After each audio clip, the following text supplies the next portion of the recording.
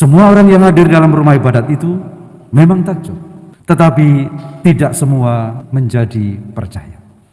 Takjub saja tidak cukup. Yang terpenting adalah mengimani Yesus. Saudara-saudari yang terkasih, saya yakin Anda kalian, saya takjub, kagum terhadap Yesus ketika kita membaca, mendengarkan firman Tuhan.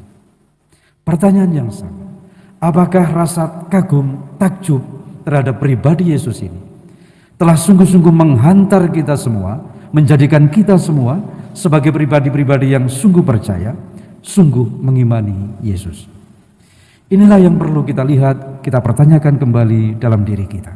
Saudara-saudari yang terkasih, mari kita menyempurnakan keterpesonaan kita, kekaguman kita, ketakjuban kita akan pribadi Yesus dengan semakin hari semakin berani untuk percaya dan mengimani Dia. Satukan kami umatmu yang Tuhan, dalam Kristus jadi satu organ, hingga kami sehati dan sejiwa, memuliakan nama-Mu Tuhan. Dalam nama Bapa dan Putra dan Roh Kudus. Semoga rahmat Tuhan kita Yesus Kristus, cinta kasih Allah, dan persekutuan Roh Kudus bersamamu.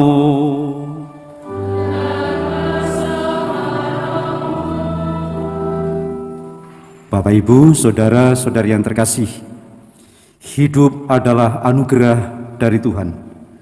Maka sudah sepantasnya kalau kita mengembangkan, memaknai hidup yang adalah anugerah ini juga seturut kehendak Tuhan.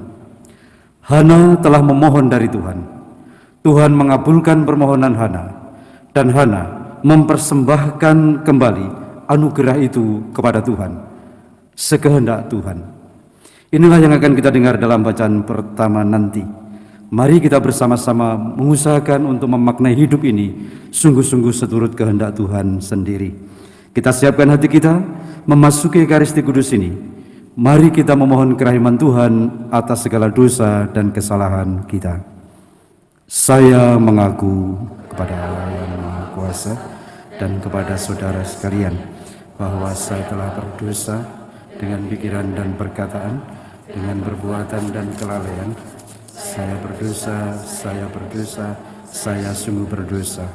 Oleh sebab itu saya mohon kepada Santa Perawan Maria, kepada para malaikat dan orang kudus, dan kepada saudara sekalian, supaya mendoakan saya pada Allah Tuhan kita.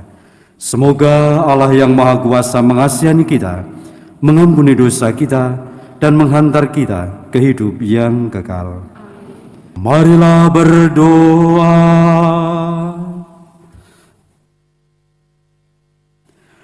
Allah Bapa Maha Baik, Engkau telah menyatakan kuasa-Mu dalam diri Yesus Putra-Mu. Semoga kami senantiasa takjub dan bersujud menyembah Engkau dalam kebenaran melalui setiap tingkah laku kami. Dengan pengantaran Yesus Kristus Putra-Mu Tuhan kami, yang bersama dengan Dikau dalam persatuan Roh Kudus, hidup dan berkuasa, Allah sepanjang segala masa. Bacaan dari kitab pertama Samuel. Sekali peristiwa, setelah keluarga Elkana makan dan minum di rumah Allah di Silo, berdirilah Hana, istri Elkana, sedang Imam Eli duduk di kursi dekat tiang pintu bait suci Tuhan. Dengan pedih hati, Hana berdoa kepada Tuhan sambil menangis terseduh-seduh. Kemudian Hana bernazar dan berseru, Tuhan semesta alam, jika Engkau sungguh-sungguh memperhatikan sengsara hamba-Mu ini dan mengingat kepadaku dan tidak melupakan hamba-Mu ini, tetapi memberikan kepada hamba-Mu ini seorang anak laki-laki, maka aku akan memberikan dia kepada Tuhan seumur hidupnya, dan pisau cukur tidak akan menyentuh kepalanya. Hana terus-menerus berdoa di hadapan Tuhan, dan Eli mengamati mulutnya. Oleh karena Hana berdoa dalam hati dan hanya bibirnya saja yang bergerak-gerak, sedangkan suaranya tidak kedengaran, maka Eli menyangka Hana itu mabuk. Eli lalu berkata kepadanya, "Berapa lama lagi engkau berlaku sebagai orang mabuk? Sadarkanlah dirimu dari mabukmu itu." Tetapi Hana menjawab, "Tidak, Tuanku, aku tidak minum anggur ataupun minuman yang memabukkan. Aku ini seorang wanita yang sangat bersusah hati. Aku sedang mencurahkan isi hatiku di hadapan Tuhan. Janganlah anggap hambamu ini seorang wanita dursila. Karena besarnya cemas dan sakit hatiku, aku berdoa demikian lama." Maka Elia berkata kepada Hana, "Pergilah dengan selamat, dan semoga Allah Israel memberikan kepadamu apa yang engkau mohon daripadanya." Maka berkatalah Hana, "Semoga hambamu ini mendapat belas kasih daripadamu." Maka keluarlah Hana, ia mau makan dan mukanya tidak muram lagi. Keesokan harinya, Elkana dan seluruh keluarga bangun pagi-pagi. Mereka sujud menyembah di hadapan Tuhan, lalu pulang ke rumahnya di Rama. Ketika Elkana bersetubuh dengan Hana istrinya, Tuhan ingat kepadanya. Maka setahun kemudian mengandunglah Hana dan melahirkan seorang anak laki-laki. Anak itu diberinya nama Samuel, sebab katanya, "Aku telah memintanya dari Tuhan." Demikianlah sabda Tuhan. Syukur kepada Allah. Hatiku bersukaria karena Tuhan penyelamatku. Hatiku bersukaria karena Tuhan penyelamatku. Hatiku bersukaria karena Tuhan. Aku bermegah-megah karena Allahku. Mulutku mencemoohkan musuhku. Aku bersukacita karena pertolonganmu. Hatiku bersukaria karena Tuhan penyelamatku. Busur para pahlawan telah patah, tetapi orang-orang lemah dipersenjatai kekuatan.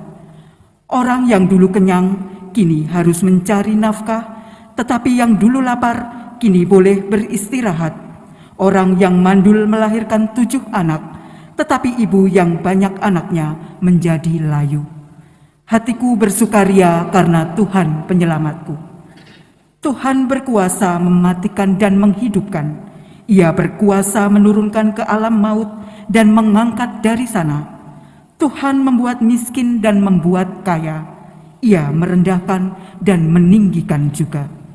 Hatiku bersukaria karena Tuhan penyelamatku. Ia menegakkan orang hina dari dalam debu dan mengangkat orang miskin dari lumpur, untuk mendudukkan dia di antara para bangsawan dan memberi dia kursi kehormatan. Hatiku bersukaria karena Tuhan penyelamatku. Alleluia, alleluia, alleluia.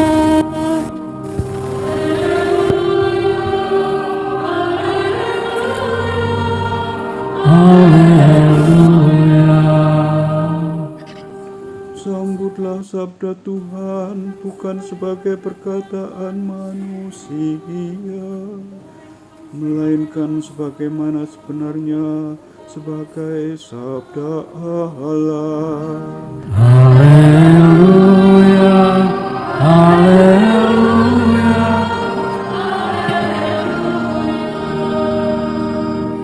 Tuhan bersamamu. Inilah Injil suci menurut Markus.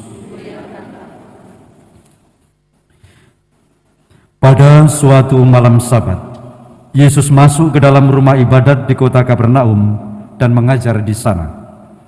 Orang-orang takjub mendengar pengajarannya, sebab ia mengajar mereka sebagai orang yang berkuasa, tidak seperti ahli-ahli Taurat. Dalam rumah ibadat itu ada seorang yang kerasukan roh jahat. Orang itu berteriak, "Apa urusanmu dengan kami, hai Yesus orang Nazaret?" Engkau datang hendak membinasakan kami? Aku tahu siapa engkau, yakni yang kudus dari Allah. Tetapi Yesus menghardiknya, katanya, diam, keluarlah daripadanya. Roh jahat itu menggoncang-goncang orang itu, dan sambil menjerit dengan suara nyaring, ia keluar daripadanya. Mereka semua takjub, sehingga mereka memperbincangkannya, katanya, apa ini? Suatu ajaran baru? Guru ini berkata-kata dengan kuasa, roh-roh jahat pun ia perintah, dan mereka taat kepadanya. Lalu tersebarlah dengan cepat kabar tentang Yesus ke segala penjuru di seluruh daerah Galilea. Demikianlah sabda Tuhan. Bapak, Ibu, saudara-saudari yang terkasih, kagum, takjub adalah salah satu perasaan yang muncul secara spontan ketika kita melihat sesuatu yang luar biasa yang dilakukan oleh seseorang. Kehadiran Yesus di rumah ibadat, dan ketika ia mengajar dan menyempurnakan pengajarannya itu dengan perbuatan nyata, mengundang decak kagum orang-orang yang ada di dalam rumah ibadat itu. Itulah yang kita dengar dalam kisah Injil tadi. Orang-orang yang mendengarnya kagum, takjub, saat mendengarkan Yesus yang waktu itu diberi kesempatan untuk tampil mengajar. Dia mengajar dengan penuh wibawa dan kuasa. Mereka terpesona. Yesus mengajar tidak seperti para ahli Taurat. Mereka takjub, mereka kagum saat melihat kenyataan Yesus menyempurnakan pengajarannya yang penuh kuasa itu dengan mengusir roh jahat keluar dari tubuh seseorang yang ada di situ waktu itu, yang sedang terasuki roh jahat itu. Namun sayang, kekaguman mereka tidak berlanjut. Mereka hanya kagum, hanya takjub melihat kata dan tindakan Yesus yang penuh kuasa itu.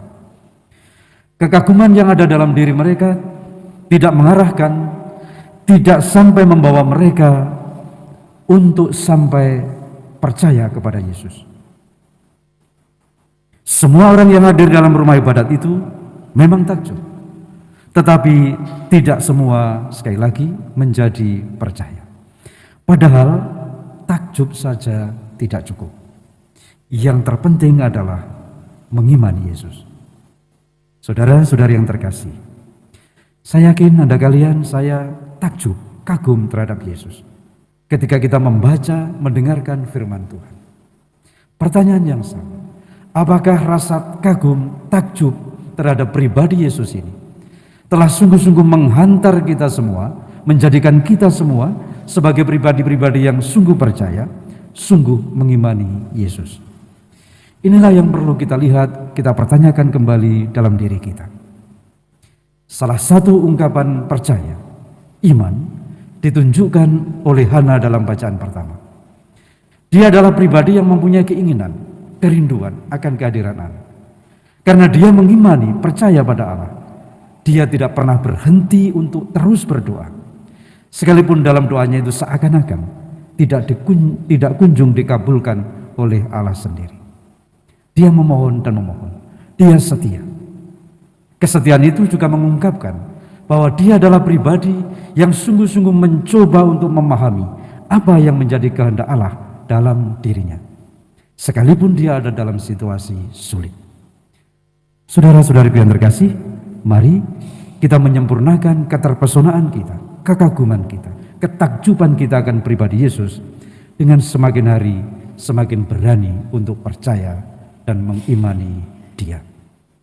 Semoga Tuhan memberkati kita semua. Marilah menyatakan misteri iman kita.